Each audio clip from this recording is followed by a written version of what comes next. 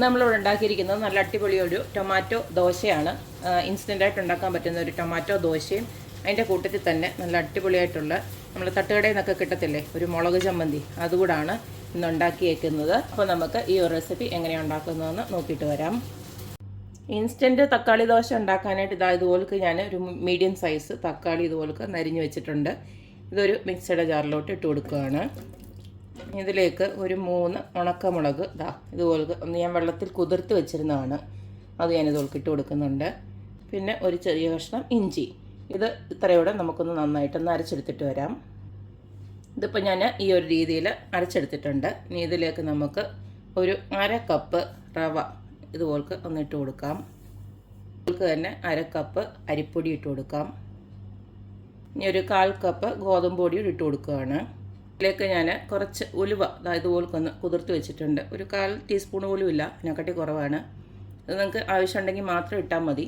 എനിക്കൊരു ആ ഒരു ദോശയുടെ ഒരു ഒറിജിനൽ ഒരു മണം കിട്ടാൻ വേണ്ടിയിട്ട് ഞാൻ ഇട്ടതേ ഉള്ളൂ. ഇനി ഇത് നമുക്ക് കുറച്ച് വെള്ളം കൂടെ ചേർത്തിട്ട് നന്നായിട്ടൊന്നുകൂടെ ഒന്ന് അരച്ചെടുക്കാം. ഇതിപ്പോൾ നല്ല സ്മൂത്തായിട്ട് ഞാൻ അരച്ചെടുത്തിട്ടുണ്ട്. ഞാൻ അടുത്തതിലേക്ക് നല്ല പൊടിയായിട്ട് അരിഞ്ഞ കുറച്ച് ഉള്ളി നമുക്ക് ഇട്ട് കൊടുക്കാം. സവാളയാണ്. അതുപോലെ തന്നെ കുറച്ച് മല്ലിയില, അതും പൊടിയായിട്ട് അരിഞ്ഞത്. ഇതിൻ്റെ കൂടെ തന്നെ ഇതുപോലക്ക് ഞാൻ കുറച്ച് നമ്മുടെ കറിവേപ്പിലയില്ലേ, അത് ഉണക്കി ഇങ്ങനെ പൊടിച്ച് വെച്ചിട്ടുണ്ടായിരുന്നു, അതുകൂടെ എൻ്റെ കൂട്ടത്തിൽ ഇട്ട് കൊടുക്കുകയാണ്. നല്ലൊരു ഫ്ലേവർ ആയിരിക്കും കിട്ടുന്നത്. ഇനി ഇതിലേക്ക് ഞാൻ കുറച്ച് ചെറിയ ജീരകമാണ് ഇട്ട് കൊടുക്കുന്നത്. അതുപോലക്കൊന്ന് കൈ കൊണ്ടൊന്ന് ഇങ്ങനെ ഒന്ന് പൊടിച്ചിട്ട് ഇട്ട് കൊടുക്കാം. ചെറിയ ജീരകത്തിൻ്റെ രുചി നിങ്ങൾക്ക് ഇഷ്ടമാണെങ്കിൽ മാത്രം ഇട്ട് കൊടുത്താൽ മതി. ഇനി നമുക്ക് ആവശ്യത്തിനുള്ള ഉപ്പൂടി ഇട്ട് കൊടുക്കാം. അതെല്ലാം കൂടെ ഒന്ന് യോജിപ്പിക്കാം.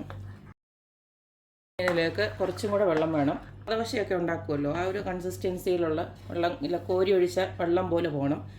അപ്പോൾ ഞാൻ മിക്സർ ജാറ് കഴുകിയിട്ട് ഇതുപോലെ കുറച്ചുകൂടെ വെള്ളം ഒഴിച്ച് കൊടുക്കുന്നുണ്ട്. ഇതിന് നല്ലതായിട്ടൊന്ന് കലക്കിയിട്ട് ഒരു 10-20 മിനിറ്റ് ഇതൊന്ന് റെസ്റ്റ് ചെയ്യാൻ വെക്കണം. ആ സമയം കൊണ്ട് നമുക്കിതിന് സൈഡായിട്ട് കഴിക്കാനുള്ള എന്തെങ്കിലും ഒരു ചട്നിയോ എന്തെങ്കിലും ഒന്ന് ഉണ്ടാക്കാനും പറ്റും നമുക്ക്. അടുത്തത് നമ്മുടെ ടൊമാറ്റോ ദോശയുടെ കൂടെ കഴിക്കാനായിട്ട് ഒരു ചെറിയ ചട്നി ഉണ്ടാക്കാനായിട്ട് ഇതുപോലക്കുള്ള ചെറിയ ഉള്ളി ഉണ്ടല്ലോ, അത് സ്ലൈസായിട്ട് ഇതുപോലക്കൊന്ന് അരിഞ്ഞെടുക്കണം. ഒരു 5-6 എണ്ണം നിങ്ങളുടെ ആവശ്യം അനുസരിച്ചിട്ട്. ഞാനിപ്പോൾ ഒരു 6-7 കൊച്ചുള്ളി ഇതുപോലക്കൊന്ന് അരിഞ്ഞെടുക്കുന്നുണ്ട്. ഉള്ളിയെല്ലാം ഇതുപോലൊക്കെ നല്ല സ്ലൈസായിട്ട് അരിഞ്ഞെടുത്തിട്ടുണ്ട്. ഇനി ഇതിലേക്ക് നമുക്ക് ആവശ്യത്തിനുള്ള മുളക് പൊടി ഇട്ട് കൊടുക്കാം. കാശ്മീരി ചില്ലി ഇട്ട് കൊടുത്തേച്ചാൽ മതി. അപ്പോൾ ഞാനൊരു 2 ടീസ്പൂണോളം ഇട്ട് കൊടുക്കുകയാണ്. ഇനി ഇതിലേക്ക് നമുക്ക് ആവശ്യത്തിനുള്ള ഉപ്പിട്ട് കൊടുക്കാം. അതിലേക്ക് നമുക്ക് കുറച്ച് കായപ്പൊടിയാണ് ഇട്ട് കൊടുക്കേണ്ടത്. ഒരു 1/4 ടീസ്പൂൺ വരെ ഇട്ട് കൊടുക്കാം. ഇനി ഇതെല്ലാം കൂടെ നമുക്ക് കൈകൊണ്ട് തന്നെ നല്ലതായിട്ടൊന്ന് ഞരടി അങ്ങ് എടുക്കാം. കൈകൊണ്ട് മുളക് പൊടിയിൽ തൊടാൻ പ്രയാസമുള്ളവർക്ക് സ്പൂൺ വെച്ച് നല്ലതായിട്ട് മിക്സ് ചെയ്താലും മതി.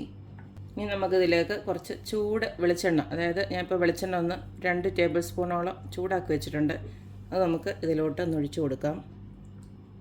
ഇതെല്ലാം കൂടെ ഒന്ന് നന്നായിട്ട് മിക്സ് ചെയ്യാം. ഇത്രയും കുറുകിയതല്ല, കുറച്ചുകൂടെ ഒരു നീളത്തിൽ വേണമെങ്കിൽ നിങ്ങൾക്ക് തിളപ്പിച്ചാറിയ വെള്ളമോടെ കുറച്ചൊന്ന് ഒഴിച്ചു കൊടുത്തൊന്ന് നീട്ടിയെടുക്കാം ഈ ഒരു ചട്നി. ഇത്രയേ ഉള്ളൂ. ഇങ്ങനെ തിന്നാനും നല്ലതാണ്. ഇത് ദോശയുടെ കൂടെ മാത്രമല്ല, നമുക്ക് ചോറിൻ്റെ കൂടെയും നല്ല അടിപൊളി ഒരു ടേസ്റ്റാണ് ഈ ഒരു ചട്നി. ടൊമാറ്റോ ദോശയുടെ മാവ് ഈ ഒരു പരുവത്തിന് ആയിട്ടുണ്ട്. ഇതുപോലെ കണ്ട് വെള്ളം പോലെ ഇരിക്കണം. അപ്പോൾ അത്രയും അനുസരിച്ചിട്ട് ഉള്ള വെള്ളം നിങ്ങൾ ഒഴിച്ചു കൊടുക്കണം. ഈ ഒരു കൺസിസ്റ്റൻസി മതി. ഇനി നമുക്ക് ദോശ ചുട്ട് തുടങ്ങാം. അപ്പോൾ ദോശ ഉണ്ടാക്കാനായിട്ട് ഇതുപോലൊക്കെ ഒരു നോൺ സ്റ്റിക്കിൻ്റെ പാന് ഞാൻ ചൂടാക്കി വെച്ചിട്ടുണ്ട്. ഇനി ഇതിലേക്ക് നമുക്ക് കുറച്ച് എണ്ണ ഒന്ന് തൂത്ത് കൊടുക്കാം. നൈസായിട്ടുള്ള രീതിയിൽ വേണം നമ്മൾ റവ ദോശയൊക്കെ ഉണ്ടാക്കത്തില്ല, ആ ഒരു രീതിയിൽ ഇതൊരു ഗ്ലാസ് വെച്ചിട്ടിങ്ങനെ ജസ്റ്റ് കോരി ഒഴിച്ചു കൊടുത്താൽ മതി. ഇതിൻ്റെ മേളിലോട്ട് ഇതുപോലക്ക് കുറച്ച് എണ്ണയോടെ ഒന്ന് തൂപ്പി കൊടുത്താൽ മതി. നന്നായിട്ട് മൊരിഞ്ഞിട്ട് വേണം ഇത് തിരിച്ചിട്ട് കൊടുക്കാനായിട്ട്. അതുപോലെ നല്ല ക്രിസ്പി ആകുമ്പോൾ നമുക്ക് തിരിച്ചിട്ട് കൊടുക്കാം. നല്ല മൊരിച്ചെടുക്കണമെങ്കിൽ ടേസ്റ്റ് ഉള്ളൂ. 2 വശവും നന്നായിട്ട് മൊരിഞ്ഞതിന് ശേഷം ഇതുപോലൊക്കെ അങ്ങ് എടുത്തുവെച്ചാൽ മതി. കണ്ടില്ലേ, ഇതുപോലെ ഇരിക്കണം, മൊരിഞ്ഞിരിക്കണം, എങ്കിലേ ടേസ്റ്റ് വരത്തുള്ളൂ.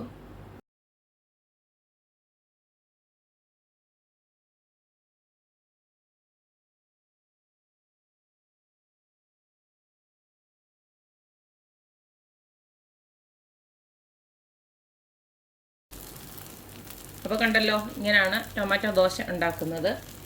കുറച്ചൊരു ടൈം ആ മുരിയുന്നതിനെടുക്കും. ബാക്കി മാവ് നമുക്ക് തയ്യാറാക്കുന്നതിനൊന്നും വലിയ പ്രയാസമൊന്നുമില്ല. ഈ ടൈം കൺസ്യൂമിംഗ് എന്ന് പറയുന്നത് ഈ ഒരു മുരിഞ്ഞു വരുന്നതിന് മാത്രം. അതുപോലെ തന്നെ നോൺ സ്റ്റിക്ക് പാനിൽ ഇത് ഉണ്ടാക്കാൻ പറ്റുള്ളൂ. കാരണം ഞാൻ നേരത്തെ പരീക്ഷിച്ചിട്ടുണ്ട്, അത് ഇളകി വരത്തില്ല. അപ്പോൾ എപ്പോഴും ഇങ്ങനെയൊക്കെയുള്ള ദോശ ഉണ്ടാക്കുമ്പോൾ എപ്പോഴും ഈ നോൺ സ്റ്റിക്ക് പാൻ തന്നെ ഉപയോഗിക്കുക. അതുപോലെ തന്നെ ഈ എണ്ണയൊക്കെ ഒഴിച്ചു കൊടുത്തെങ്കിലേ ഇത് നല്ല മുരിഞ്ഞൊക്കെ വരത്തുള്ളൂ. അപ്പോൾ എല്ലാവരും ഇതൊന്ന് ട്രൈ ചെയ്ത് നോക്കുക. മാത്രമല്ല നമ്മുടെ ഒരു മുളക് ചട്നി ഉണ്ടല്ലോ, തട്ടുകടയിലൊക്കെ കിട്ടുന്ന മുളക് ചട്നി, അതാണ് കൂടെ ഉണ്ടാക്കിയിരിക്കുന്നത്. അത് രണ്ടും കൂടെ നല്ല അടിപൊളി കോമ്പിനേഷനാണ്. ഇതിൻ്റെ ടേസ്റ്റ് ആണെങ്കിൽ നല്ലതാണ്. സാധാരണ നമ്മൾ തൈരല്ലേ പുളിക്ക് ഉപയോഗിക്കുന്നത്, ഇത് ടൊമാറ്റോയുടെ പുളി തന്നെ ഉണ്ട്, ടേസ്റ്റും ഉണ്ട്.